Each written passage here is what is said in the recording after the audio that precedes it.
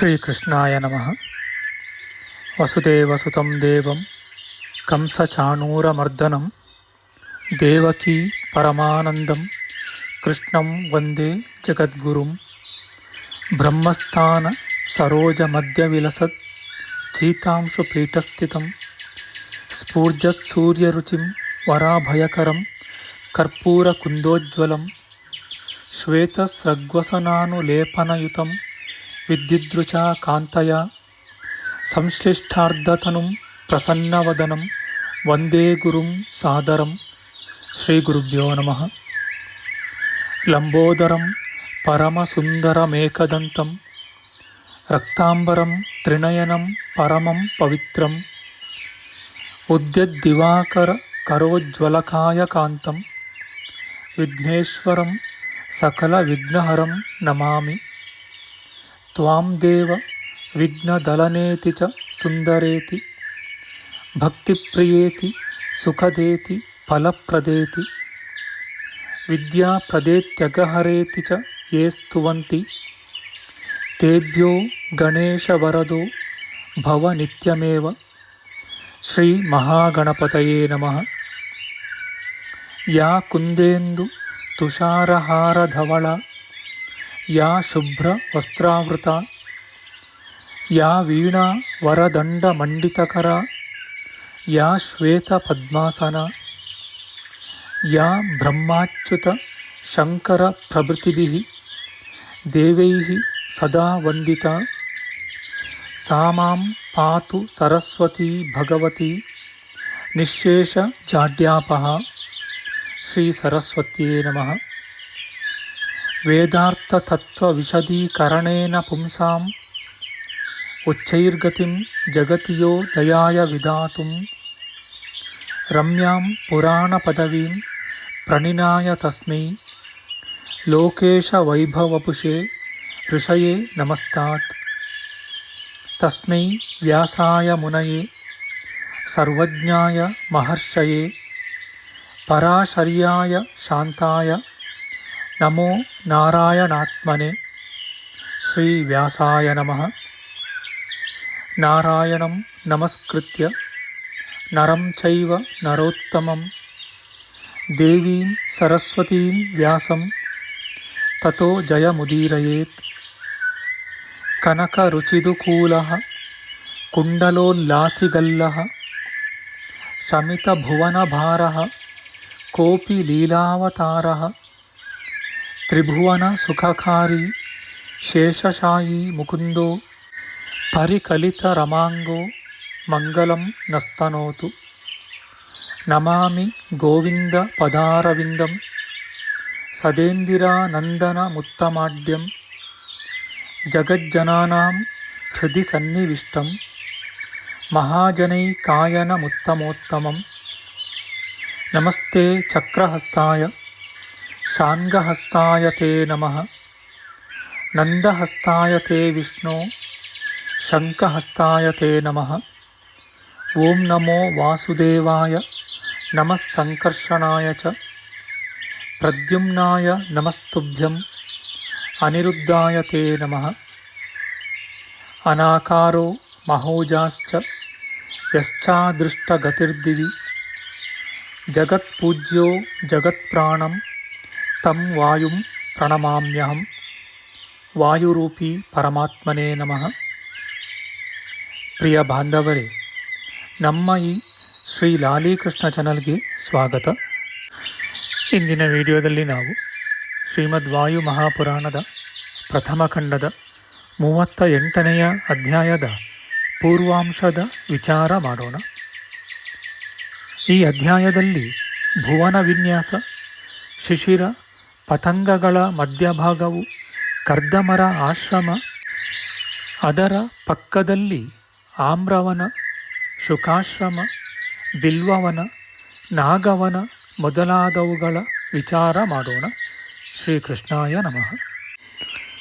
ಸೂತ ಮುನಿಯು ಹೇಳುತ್ತಾರೆ, ಮೇರು ಪರ್ವತದ ಪೂರ್ವ ಭಾಗವನ್ನು ವರ್ಣಿಸಿದ ತರುವಾಯ ದಕ್ಷಿಣ ಭಾಗದಲ್ಲಿ ಪರ್ವತಗಳ ಮಧ್ಯಗತವೂ ಸಿದ್ಧ ಚಾರಣ ಸೇವಿತವೂ ರಮ್ಯವೂ ಆದ ಪ್ರದೇಶಗಳನ್ನು ವರ್ಣಿಸುವೆನು ಕೇಳಿ. ಪರ್ವತೋತ್ತಮಗಳಾದ ಶಿಶಿರ ಪತಂಗಗಳೆಂಬ ಗಿರಿಗಳ ಮಧ್ಯಭಾಗವು ಸುಂದರವಾದ ಭೂ ಸಂಪತ್ತಿನಿಂದಲೂ ಲತೆಗಳಿಂದ ಅಲಂಕೃತವಾದ ವೃಕ್ಷಗಳಿಂದಲೂ ಎತ್ತರವಾದ ತುದಿಗಳುಳ್ಳ ವೃಕ್ಷಗಳಿಂದಲೂ ಯುಕ್ತವಾಗಿದೆ. ಅವುಗಳ ಮಧ್ಯದಲ್ಲಿ ಪಕ್ಷಿ ಸಂಘಗಳಿಂದ ಸೇವಿತವೂ ರಮ್ಯವೂ ಆದ ಉದುಂಬರವನವು ಶೋಭಿಸುತ್ತದೆ. ಆ ಉದುಂಬರ ಫಲಗಳು ಅಂದರೆ ಅತ್ತಿ ಹಣ್ಣುಗಳು ಪಕ್ವವಾಗಿಯೂ ಹವಳದಂತೆ ಕೆಂಪಾಗಿಯೂ ರಸಭರಿತವಾಗಿಯೂ ಮನೋಹರವಾಗಿಯೂ ಮಹಾಕುಂಭದಂತೆ ಮಹತ್ತಾಗಿಯೂ ಇವೆ. ಇಂತಹ ಫಲಗಳಿಂದ ಆ ವನವು ರಮ್ಯವಾಗಿರುವುದು. ಆ ಮಹಾವನದಲ್ಲಿ ಸಿದ್ಧರು, ಯಕ್ಷ ಗಂಧರ್ವ ಪಿಶಾಚಗಳು, ಕಿನ್ನರರು, ಉರಗಗಳು, ವಿದ್ಯಾಧರರು ಇವರೇ ಮೊದಲಾದವರು ನಿತ್ಯವೂ ಅನಾಯಾಸವಾಗಿ ಸುಖದಿಂದ ಜೀವಿಸುತ್ತಿರುವರು. ಆ ವನದ ಸುತ್ತಮುತ್ತಲೂ ನಿರ್ಮಲವೂ ಶುಚಿಯೂ ಅತ್ಯಧಿಕವೂ ಶೀತವೂ ಸುರಸವೂ ಸ್ವಚ್ಛವೂ ಆದ ಜಲವುಳ್ಳ ಅನೇಕ ನದಿಗಳು, ಕೊಳಗಳು, ತಟಾಕಗಳು ಇವುಗಳು ವಿಶೇಷವಾಗಿದ್ದವು. ಅದರಲ್ಲಿ ಪೂಜ್ಯರಾದ ಕರ್ದಮ ಪ್ರಜಾಪತಿಯ ಆಶ್ರಮವಿರುತ್ತದೆ. ಅದು ರಮ್ಯವಾಗಿಯೂ ಸುರಗಣದಿಂದ ಸೇವಿತವಾಗಿಯೂ ಸುತ್ತಲೂ ಚಿತ್ರವನಗಳುಳ್ಳದ್ದಾಗಿಯೂ 100 ಯೋಜನ ವಿಸ್ತೀರ್ಣವಾಗಿಯೂ ವಿಶಾಲವಾಗಿಯೂ ಇರುತ್ತದೆ. ತಾಮ್ರವರ್ಣ ಪತಂಗ ಪರ್ವತಗಳ ಮಧ್ಯದಲ್ಲಿ 200 ಯೋಜನ ಉದ್ದವೂ 100 ಯೋಜನ ವಿಸ್ತೀರ್ಣವೂ ಸುತ್ತಲೂ ಪ್ರೌಢ ಸೂರ್ಯನಂತೆ ಕಾಂತಿಯುತವಾದ ಬಿಳಿ ಕಮಲಗಳು ಅರಳಿರುವ ಮಹಾಕಮಲಗಳು ಮತ್ತು ಕಲ್ಲಾರ ಪುಷ್ಪಗಳು ಇವುಗಳಿಂದ ಅಲಂಕೃತವೂ ಭ್ರಮರಗಳಿಂದ ಸಹಿತವೂ ಸುಗಂಧಿಯೂ ವಿಕಸಿತವೂ ಆದ ನೈದಿಲೆ ಮತ್ತು ರಕ್ತೋತ್ಪಲ ಇವುಗಳಿಂದ ಸಹಿತವೂ ಅತ್ಯಂತ ಪುಣ್ಯಪ್ರದವೂ ದೇವತೆಗಳು ದಾನವರು ಇವರಿಂದ ಸೇವಿತವೂ ಮಹಾಸರ್ಪಗಳಿಗೆ ಆಶ್ರಯವೂ ಪಾವಚಿಯಿಂದ ಭೂಷಿತವೂ ಆದ ಸರೋವರವು ಪ್ರಕಾಶಿಸುತ್ತಿದೆ. ಮತ್ತು ಆ ಪರ್ವತಗಳ ಮಧ್ಯದಲ್ಲಿ 100 ಯೋಜನ ಉದ್ದವೂ 300 ಯೋಜನ ವಿಸ್ತೀರ್ಣವೂ ಕೆಂಪು ಧಾತುಗಳಿಂದ ಯುಕ್ತವೂ ಉತ್ತಮವೂ ಆದ ದೇಶವು ಹೊಳೆಯುತ್ತಿದೆ. ಅದರ ಮೇಲ್ಭಾಗದಲ್ಲಿ ಅತಿ ಸುಂದರವೂ ಉನ್ನತವಾದ ಪುರದ್ವಾರದಿಂದ ಸಹಿತವೂ ನರನಾರಿಯರ ಗಣಗಳಿಂದ ವ್ಯಾಪ್ತವೂ ಮಹದೈಶ್ವರ್ಯಗಳಿಂದ ಸಮೃದ್ಧವೂ ಉತ್ತಮವಾದ ಮೇಲ್ಛಾವಣಿಗಳಿಂದ ಸಹಿತವೂ ರಕ್ತಖಚಿತ ಸ್ತಂಭಗಳಿಂದ ಅಲಂಕೃತವೂ ರತ್ನಮಯವಾದ ಭೂಭಾಗದಿಂದ ಸಹಿತವೂ ಸ್ವಚ್ಛವಾದ ಮೇಲ್ಕಟ್ಟಿನಿಂದ ಭೂಷಿತವೂ ಆದ ಉಪ್ಪರಿಗೆ ಮನೆಗಳಿಂದಲೂ ಕೋಟೆಯಿಂದಲೂ ಕೂಡಿ ಮಂಗಳಕರವೂ ಕಾಂತಿಯುತವೂ ಆದ ವಿದ್ಯಾಧರರ ನಗರಿಯೊಂದು ಪ್ರಖ್ಯಾತವಾಗಿರುತ್ತದೆ. ಅಂತಹ ನಗರಿಯನ್ನು ಪುಲೋಮಾನನೆಂಬ ವಿದ್ಯಾಧರೇಶ್ವರನು ಪ್ರಸಿದ್ಧನಾಗಿ ಆಳುತ್ತಿರುವನು. ಅವನು ಚಿತ್ರವೇಷಧಾರಿಯೂ ಮಾಲಾಭೂಷಿತನೂ ದೇವೇಂದ್ರ ಸಮಾನ ಕಾಂತಿವಂತನೂ ಆಗಿದ್ದನು. ಅವನು ಕಾಂತಿವಂತರೂ ವಿಚಿತ್ರ ವೇಷಿಗಳೂ ಸೂರ್ಯನಿಗೆ ಸಮಾನ ತೇಜಸ್ವಿಗಳೂ ಸಹಸ್ರಾರು ಸಂಖ್ಯಾಕರೂ ಆದ ವಿದ್ಯಾಧರರಿಗೆ ಅಧಿಪತಿಯಾಗಿದ್ದನು. ವಿಶಾಖ ಪರ್ವತ ಪತಂಗಗಿರಿ ಇವುಗಳ ಮಧ್ಯದಲ್ಲಿರುವ ತಾಮ್ರವರ್ಣದ ಸರೋವರದ ಪೂರ್ವ ತೀರದಲ್ಲಿ ಪ್ರಖ್ಯಾತವೂ ಪಂಚಬಾಣಗಳ ಹೊಡೆತದಿಂದ ರಚಿತವೂ ವಿಶಾಖಿ ವರ್ಣದಿಂದ ಶೋಭಿತವೂ ಸರ್ವಕಾಲಿಕ ಫಲಗಳಿಂದ ಸಹಿತವೂ ಅತಿ ವಿಶಾಲವೂ ಆದ ಆ ಮಾವಿನ ವನವು ಹೊಳೆಯುತ್ತಿತ್ತು. ಆ ಆಮ್ರ ಫಲಗಳು ಸುವರ್ಣ ಛಾಯೆಯುಳ್ಳವುಗಳು, ಅತಿ ರುಚಿಗಳು, ಸುಗಂಧಿಗಳು, ಮಹಾಕುಂಭ ಪ್ರಮಾಣಗಳು, ಬಹುಶಾಖಾ ಸಂಭೂತಗಳೂ ಆಗಿದ್ದವು. ಗಂಧರ್ವರು, ಕಿನ್ನರರು, ಯಕ್ಷರು, ನಾಗಗಳು, ವಿದ್ಯಾಧರರು ಇವರೇ ಮೊದಲಾದವರು ಅಮೃತಕ್ಕೆ ಸಮಾನವೂ ಅತಿ ಸ್ವಾದುವೂ ಆದ ಆ ಮಾವಿನ ಹಣ್ಣಿನ ರಸವನ್ನು ಪಾನ ಮಾಡುವರು. ಆ ದೇವತೆಗಳು ಆ ವನದಲ್ಲಿ ಮಾವಿನ ಹಣ್ಣಿನ ರಸವನ್ನು ಪಾನ ಮಾಡಿ ಸಂತೋಷದಿಂದ ಗಾನ ಮಾಡುವ ಧ್ವನಿಯು ಎಲ್ಲೆಲ್ಲಿಯೂ ಕೇಳುವುದು. ಮಹಾತ್ಮರು ಆ ಆಮ್ರರಸ ಪಾನದಿಂದ ಹೃಷ್ಟಪುಷ್ಟಾಂಗರಾಗುವರು. ಸುಮೂಲಾಚಲ, ವಸುಧಾರಗಿರಿ ಇವುಗಳ ಮಧ್ಯದಲ್ಲಿ ಸಮವೂ ಸುವಾಸನೆಯಿಂದ ಯುಕ್ತವೂ ನಾನಾ ವಿಧ ಪಕ್ಷಿಗಳಿಂದ ಶೋಭಿತವೂ 30 ಯೋಜನ ವಿಸ್ತೀರ್ಣವೂ 50 ಯೋಜನ ಉದ್ದವೂ ಪರಿಶುದ್ಧವೂ ವಿವಿಧ ಫಲ ವೃಕ್ಷಗಳಿಂದ ಸಹಿತವೂ ಆದ ಬಿಲ್ವವೃಕ್ಷ ವನವು ಶೋಭಿಸುತ್ತದೆ. ಆ ಬಿಲ್ವ ಫಲಗಳು ರುಚಿಯಾಗಿಯೂ ಹವಳದಂತೆ ಕೆಂಪಾಗಿಯೂ ದಪ್ಪವಾಗಿಯೂ ಇರುತ್ತವೆ.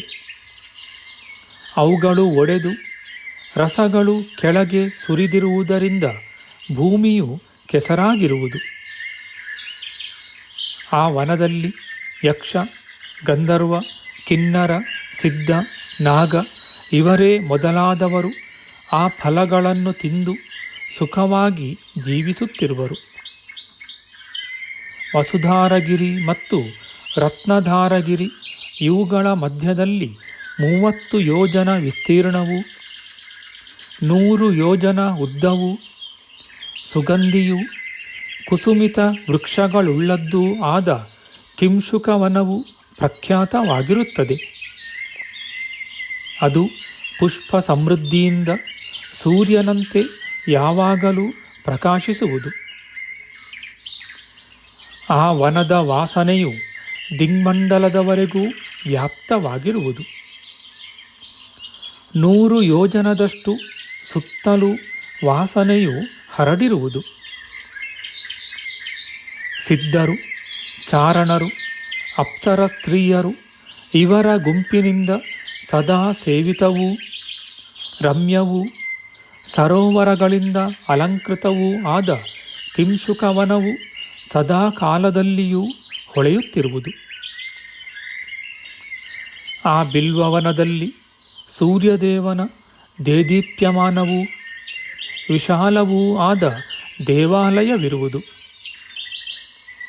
ಪ್ರಜಾಪಾಲಕನಾದ ಸೂರ್ಯದೇವನು ಪ್ರತಿ ತಿಂಗಳಲ್ಲಿಯೂ ಅಲ್ಲಿಗೆ ಬಂದು ಆನಂದವನ್ನು ಅನುಭವಿಸುವನು. ಸಿದ್ಧರೇ ಮೊದಲಾದ ದೇವತೆಗಳು ಅಂತಹ ಸಮಯದಲ್ಲಿ ಕಾಲ ನಿಯಾಮಕನೂ ಸಹಸ್ರ ಕಿರಣಮಾಲಿಯೂ ದೇವೋತ್ತಮನೂ ಸರ್ವಲೋಕ ವಂದಿತನೂ ಆದ ಸೂರ್ಯನಿಗೆ ನಮಸ್ಕಾರಗಳನ್ನು ಮಾಡುವರು. ಪಂಚಕೂಟ ಮತ್ತು ಕೈಲಾಸ ಈ ಪರ್ವತಗಳ ಮಧ್ಯದಲ್ಲಿ 36 ಯೋಜನ ವಿಸ್ತೀರ್ಣವೂ 100 ಯೋಜನ ಉದ್ದವೂ ಕ್ಷುದ್ರ ಪ್ರಾಣಿಗಳು ಪ್ರವೇಶಿಸಲು ಅಸಾಧ್ಯವೂ ಶತ್ರುಗಳು ಪ್ರವೇಶಿಸಲು ಅಶಕ್ಯವೂ ಸಂತೋಷಜನಕವೂ ಆದ ಮಹಾವನವೊಂದು ಶೋಭಿಸುತ್ತಿದೆ. ಇವೇ ಮೊದಲಾದ ಅನೇಕ ಪ್ರದೇಶಗಳು ಹಿಮಾಲಯದ ದಕ್ಷಿಣ ದಿಕ್ಕಿನಲ್ಲಿವೆ. ಕ್ರಮವಾಗಿ ಈ ಪೂರ್ವದಲ್ಲಿ ಹೇಳಿದ ಸ್ಥಳಗಳೆಲ್ಲವೂ ಸಿದ್ಧರೇ ಮೊದಲಾದವರಿಂದ ಸೇವಿಸಲ್ಪಟ್ಟವುಗಳಾಗಿಯೂ ಇವೆ. ಎಲೆ ಮುನಿವರಿಯರೇ, ಇದುವರೆಗೂ ಪೂರ್ವ ದಕ್ಷಿಣ ಭಾಗಗಳಲ್ಲಿರುವ ಪ್ರದೇಶಗಳನ್ನು ವರ್ಣಿಸಿದ್ದಾಗಿದೆ. ಈಗ ಪಶ್ಚಿಮ ದಿಕ್ಕಿನಲ್ಲಿರುವ ಪ್ರದೇಶಗಳನ್ನು ನಿಮಗಾಗಿ ವಿಸ್ತಾರವಾಗಿ ನಿರೂಪಿಸುವೆನು, ಕೇಳಿ. ನಮ್ಮ ಮುಂದಿನ ವಿಡಿಯೋದಲ್ಲಿ ನಾವು ಶ್ರೀಮದ್ ವಾಯು ಮಹಾಪುರಾಣದ ಪ್ರಥಮ ಖಂಡದ 38ನೆಯ ಅಧ್ಯಾಯದ ಉತ್ತರಾಂಶದ ವಿಚಾರ ಮಾಡೋಣ. ಆಧ್ಯಾತ್ಮಿಕ ಚರ್ಚೆ ಮತ್ತು ವಿಚಾರ ವಿನಿಮಯಕ್ಕಾಗಿ ಶುರು ಮಾಡಿದ ಈ ಚಾನಲ್ನಲ್ಲಿ ನಾವು ಅಪ್ಲೋಡ್ ಮಾಡುವ ಎಲ್ಲ ವಿಡಿಯೋಗಳನ್ನು ಸಂಪೂರ್ಣವಾಗಿ ನೋಡಿ ನಿಮ್ಮ ಸಲಹೆಗಳನ್ನು ಕಮೆಂಟ್ ಬಾಕ್ಸ್ನಲ್ಲಿ ಬರೆಯಿರಿ. ಈ ಚಾನಲ್ಗೆ ಸಬ್ಸ್ಕ್ರೈಬ್ ಮಾಡಿ ಹಾಗೂ ಬೆಲ್ ಬಟನ್ ಒತ್ತಿ ನಾವು ಹಾಕುವ ಎಲ್ಲ ವಿಡಿಯೋಗಳನ್ನು ನೋಡಿ ಪ್ರೋತ್ಸಾಹಿಸಿ. ಕೃಷ್ಣಂ ನಾರಾಯಣಂ ವಂದೇ ಕೃಷ್ಣಂ ವಂದೇ ವ್ರಜಪ್ರಿಯಂ ಕೃಷ್ಣಂ ದ್ವೈಪಾಯನಂ ವಂದೇ ಕೃಷ್ಣಂ ವಂದೇ ಪೃಥಾಸುತಂ ಶ್ರೀಕೃಷ್ಣಾಯ ನಮಃ.